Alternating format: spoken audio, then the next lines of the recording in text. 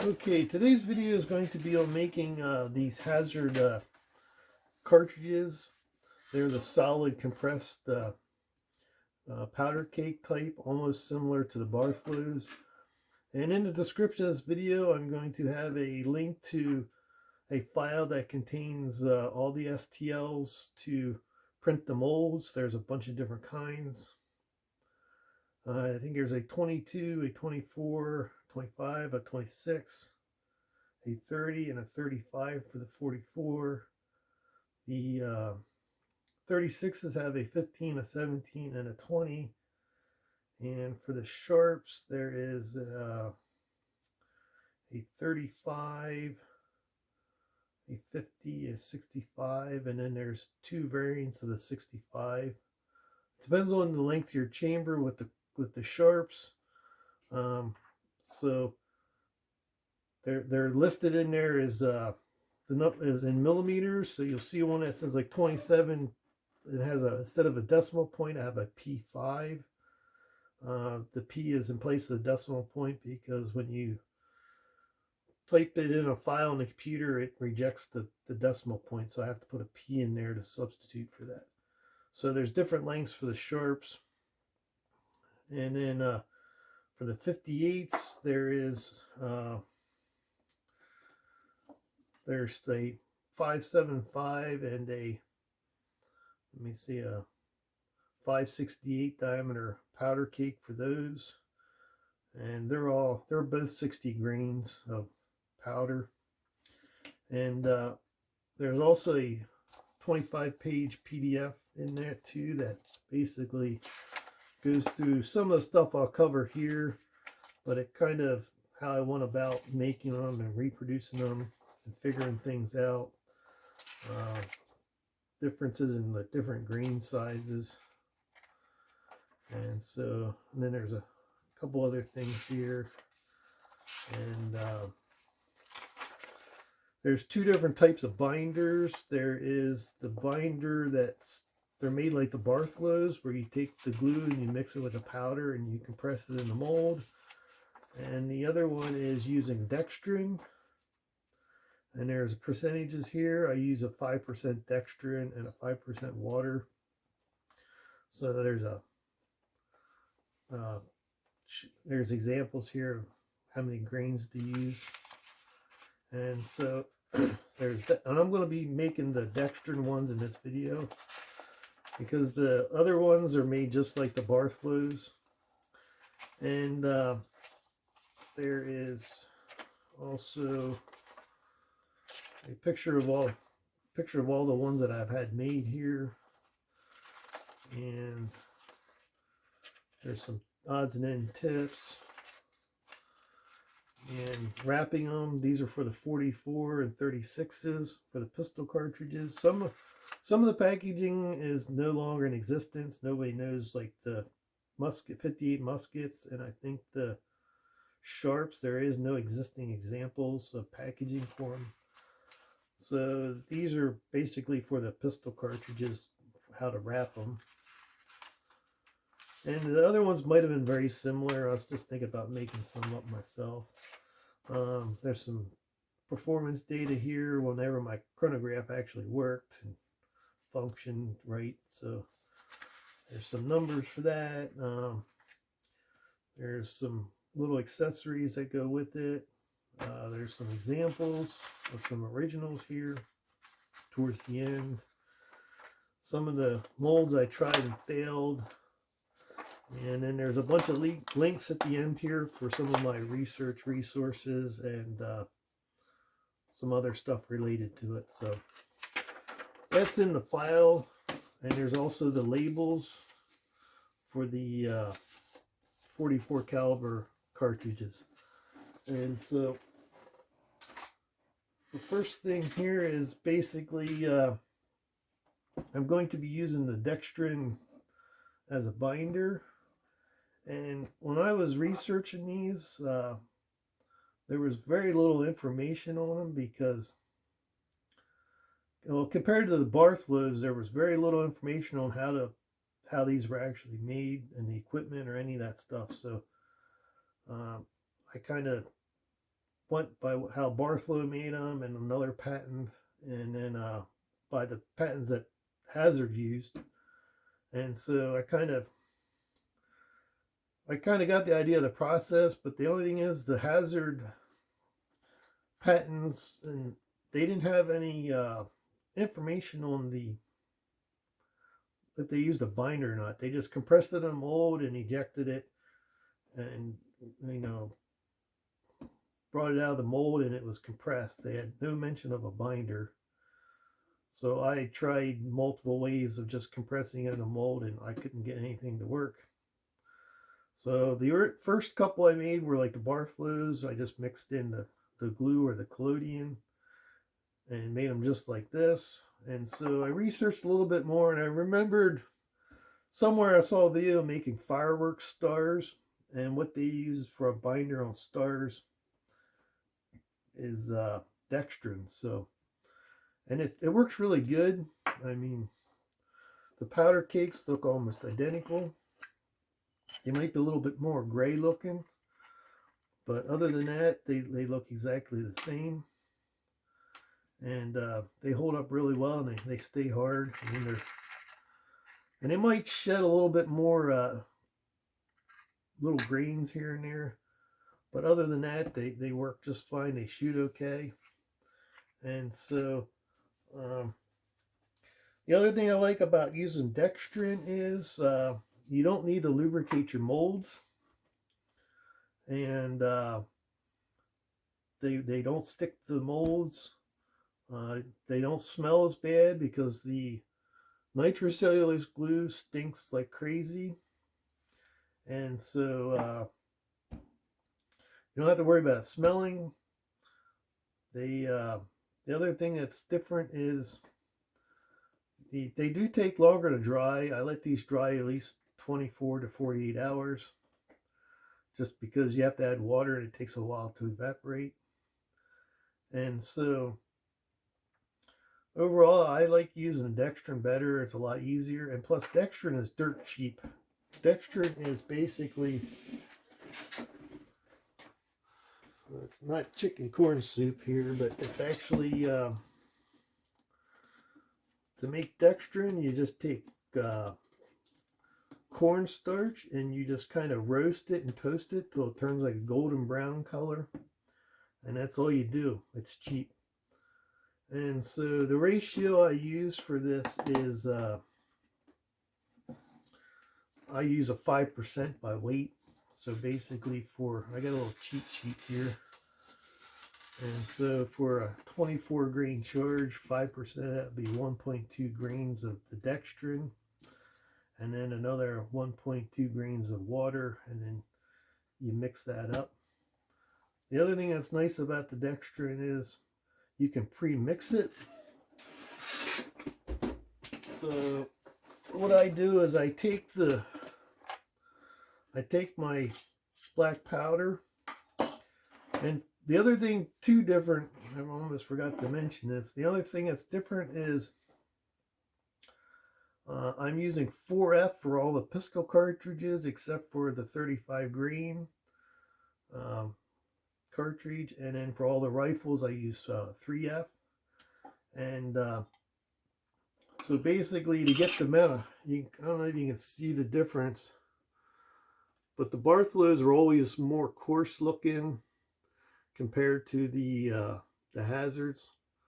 And so to get the amount of the smoothness and get the amount of grains packed in the correct size and dimension of the cake, I had to use 4F to get the correct charge.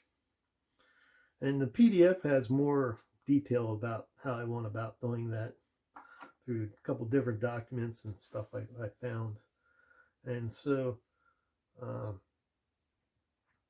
so basically you take the dextrin and you just pre-mix it. So for like 100 grains of powder, you add 5 grains of dextrin, and I put it in a jar and mix it up like this. And so that's all ready to go. So that would be the 24 grains of powder plus 1.2 of dextrin. So when I weigh that out, I would actually weigh out, see, it'd be 25.2 grains. So I'm going to do that here.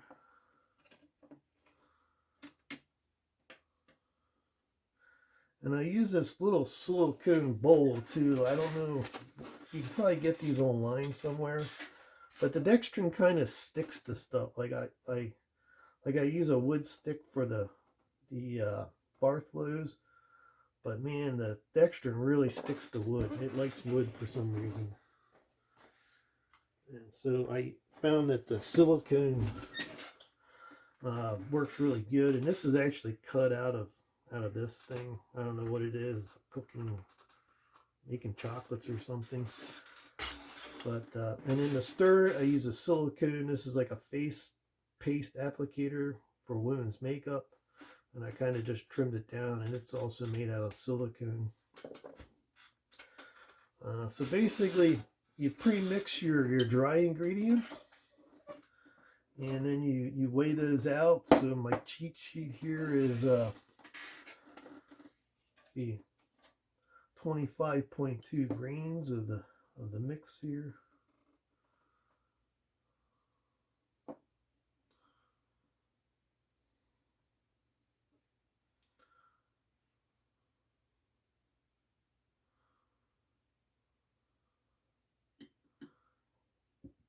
This is always the hardest part. I think measuring it takes the longest. Getting it right here. And it don't have to be exactly perfect. And then you have to add 1.2 grains of water to it. And so to do that, I use one of these eyedroppers. Now this is water with a small amount of denatured alcohol, and the alcohol breaks the surface tension on it. That's the only reason the alcohol is in there. It's just a little bit. And so you just have to add water till you're up to your 26.4 grains. And then if you go a little over, that's fine. Too much, it'll turn into a smeary paste. And it's got to be kind of a damp, crumbly mix when you're done. And after a while, you get kind of yeah, see, that's only 5, 6. That's 6 or 7 drops of water. Don't take a whole lot. And so then you just take your stirring thing here and kind of, you don't want to grind it, you kind of want to mix it and just kind of stir it around. Now the dextrin does take a little longer to mix compared to the glue, the nitrocellulose glue. And so, but I just like this is a lot easier to use. Like I was saying, you don't need to prep the molds with lube. You don't need to worry about the smell or anything like that.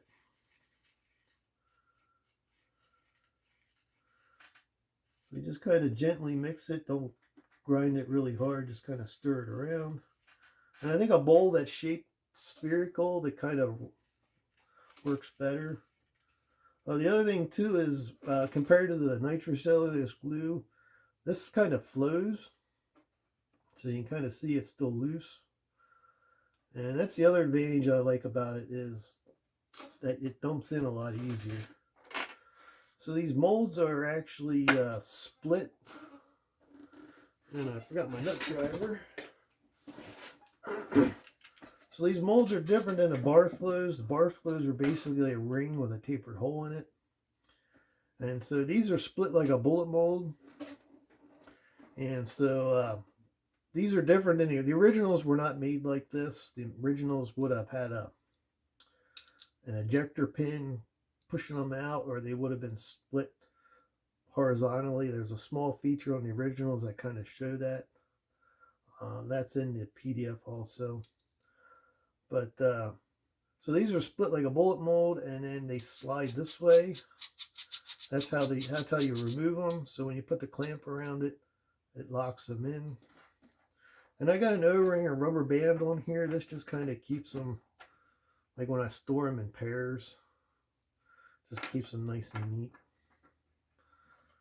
So you kind of just put your hose clamp like that. There's also a, I call this a compressing dowel. This actually fits in. This is a nice, this has to fit pretty good here on the top. And so I recommend sanding the layer lines off here to get a nice smooth fit like that. And you only have to do it once to this part. And so that should fit in like this, and it kind of works. It works kind of like this here. And this sets the amount of compression. So if you got a 24 grain mold, if you put 24 grains in it and you compress this down so the top of this compressing dowel meets the mold, it'll be compressed the right amount. And so, and then it's knurled so you can kind of turn it and pop it off.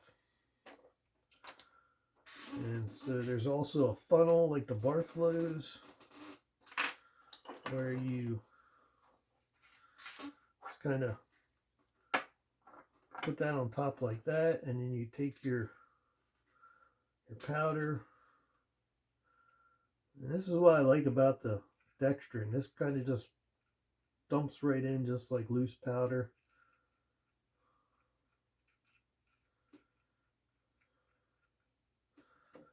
And then you have to kind of press all that down in.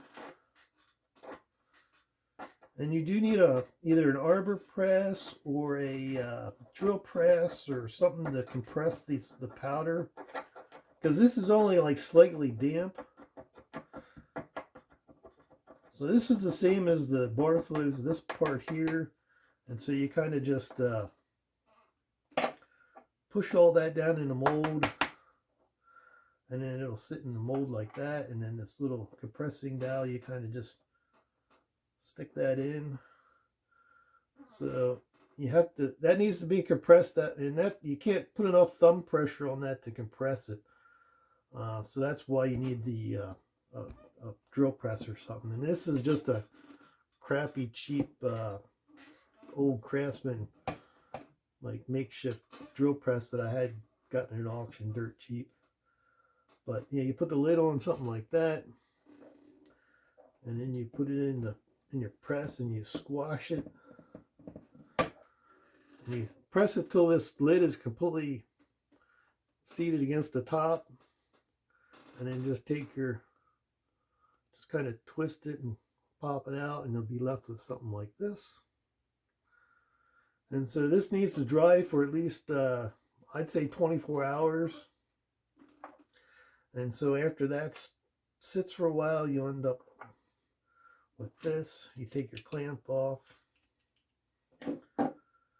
And the other thing about the O-ring is it helps hold the two halves together when you pop it apart. And to get the cake out, you just kind of push your mold halves both ways like this. Just slide them back and forth. And then when you take your O-ring off, it'll just drop right out. Just like this. And there will be a seam there. So I just take my cake and I kind of turn it 90 degrees and kind of slide it like this. That'll kind of knock that off. Or if you have a,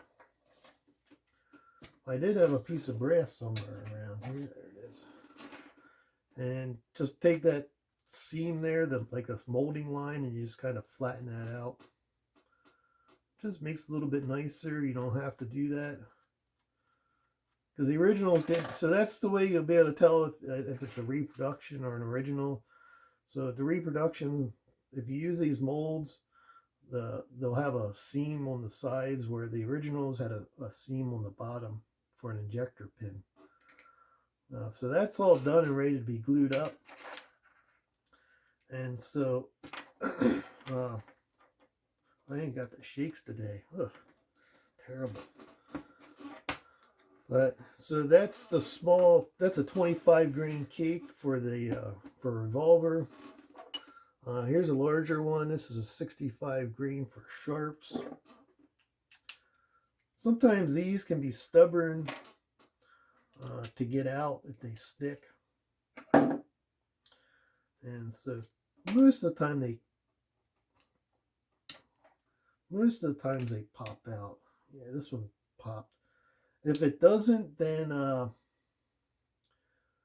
you'll have to put it in a drill press and kind of press both halves. That's in the PDF, and kind of break. If you're using the nitrocellulose glue, they will stick.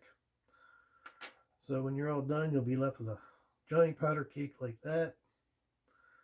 And the other thing I like about the dextrin too is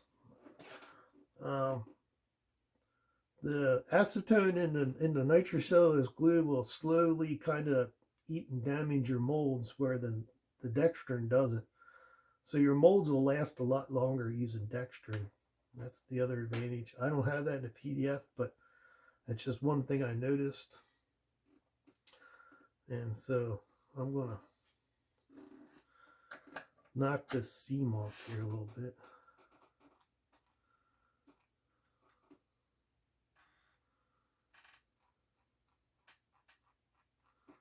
I just don't like that little line there. Don't hurt nothing. So that's for that was for a Sharps rifle. That's a 65 grain cake of 3F. And so, and then I have some other ones here. Let's see what I got here. This is a 15 grain for a 36 caliber.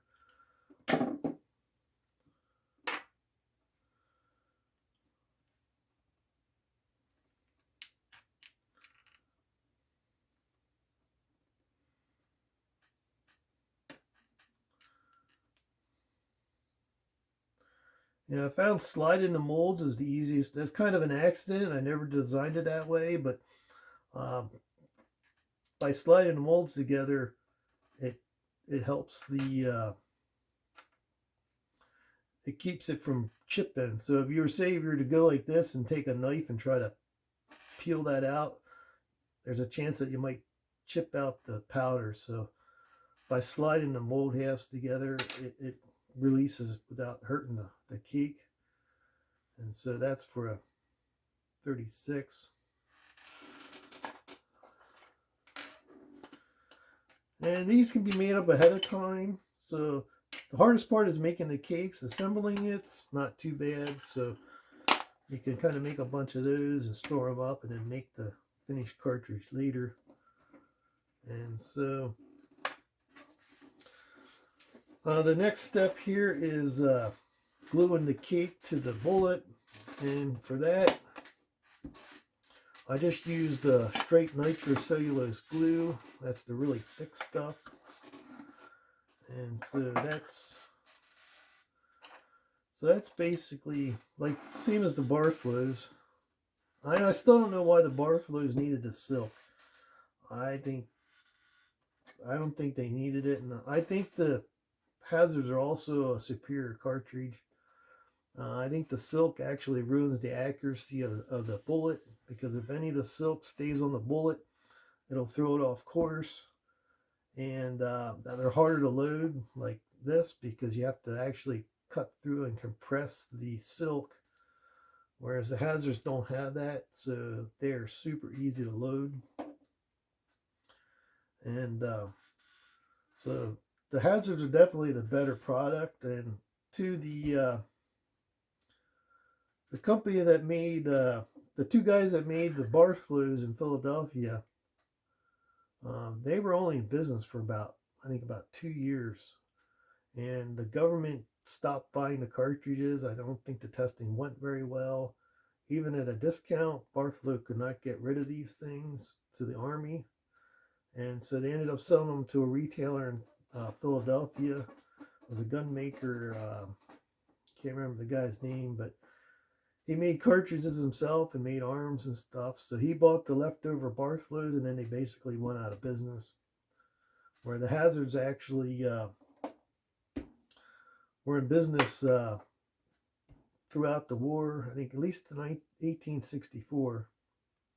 So they were made these twice as long as the bar flues. And they're definitely better. There was another company that made them. I almost forgot to get that out here.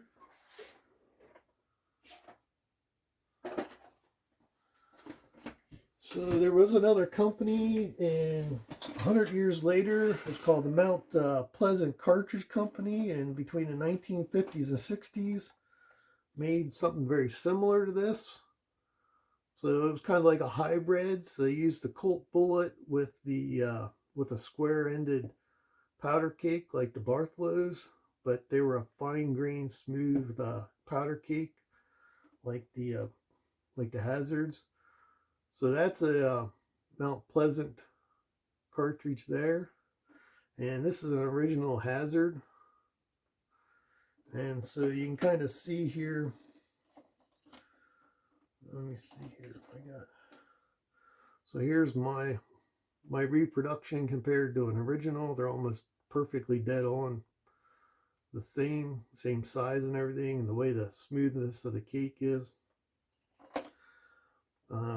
So yeah, there were actually 3 companies that made them, but I think Mount Pleasant probably made them the longest, I think. I'm not sure exactly how long they were in business, but they were in business in the 1950s and 60s from what I understand. I couldn't find any information on the company itself, but yeah, they were probably more successful selling these than the original companies. Well, they were in business longer. They probably didn't make as many, but they were definitely in business longer, I think.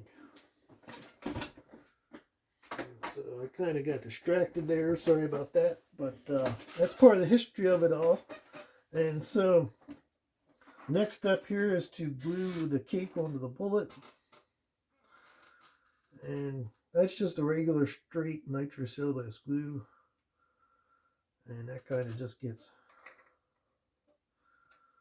kind of glue the cake on as square as you can.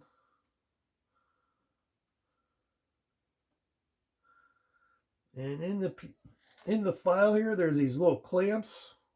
You don't really need them, but I just kind of find them handy.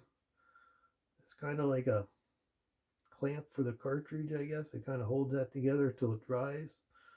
I originally made these for the 58 caliber bullets. I'm not going to call them the fake name. I'll get in trouble for that. It starts with an M, but because there's a cavity in the base, the evaporating glue would tend to create pressure in there, and it's always pop them off crooked. So after getting tired of gluing them and coming back and finding out they were kind of popped half crooked, I ended up making these clamps here to kind of hold them together till they dry so they don't pop off crooked. So that's basically what these clamps are for, because I got fed up with having crooked powder cakes glued on. And so they work really good with all the other ones. They work with any size up to at least 58 caliber. So then after it's dry, I use these little, I guess they're protective vinyl caps here for like end mills and screws and stuff, and they kind of make really nice handles. And there's also a tray, so you can kind of store them in a tray like that. And so the next step is basically coating the powder cake with the nitrocellulose glue. And so for these, I really thinned out this glue. The Bartholows, I was using about a 4-to-1 ratio. This is at least 6, maybe 7 or 8 to 1. I'm not quite sure. I just kind of mix it till it's kind of thin. And so you can either dip them or paint them. I like to paint them. At least the first coat, I like to paint them. I just think they just coat better that way. and you basically just take your, just kind of mop it on.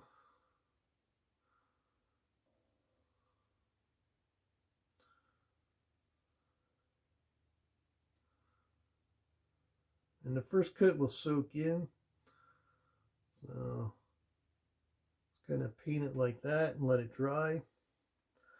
And so the second coat, this one's already been coated once, and you kind of see how it's still kind of dull.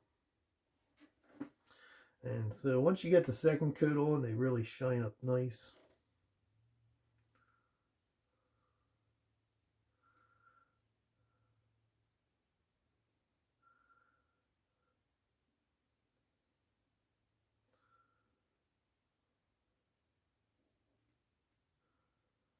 So something like that. And then they don't take too long to dry. And then after they're dry, then you gotta dip them in wax. And to do that, I use these same things. Just use them as a handle. Kind of slide them on, and then you can dip them in your wax. And so after that, they're all done. And then so that's how you make these. So there's more details in a PDF. So if anybody wants to make these, you can experiment with the binder formulas. You might be able to use less or binder, or try both types. I like the dextrose. It seems to be the easiest, most pleasant to use. And another thing with the dextrin is when you start getting into these really big cartridges, you'll go through a lot of glue fast. I mean, a lot of glue. I mean, to make like 10 65 grain powder cakes, I'll use almost an entire bottle of the thin stuff to make them. But with the dextrin, it's really cheap. And it seems to work just as well. So yep, experiment with it if you want. The STL files are all available in that folder in the description. In the link in the description, all the information's there. You have to buy a bunch of hose clamps, and so there's also a picture of a bunch of different cartridges here. So these are approximate, like, but most are in the PDF. So that's a 58 caliber 60 grain. This is a 65 grain for sharps. This is the 50 grain for sharps. And it doesn't matter what bullet you use. So the historically correct ones would be this one, this one. This is also correct. They made them the exact same size. The 44s are the same, or historically correct, at least with the bullets go. There's a 31. The bullets are slightly different than these. And then there's a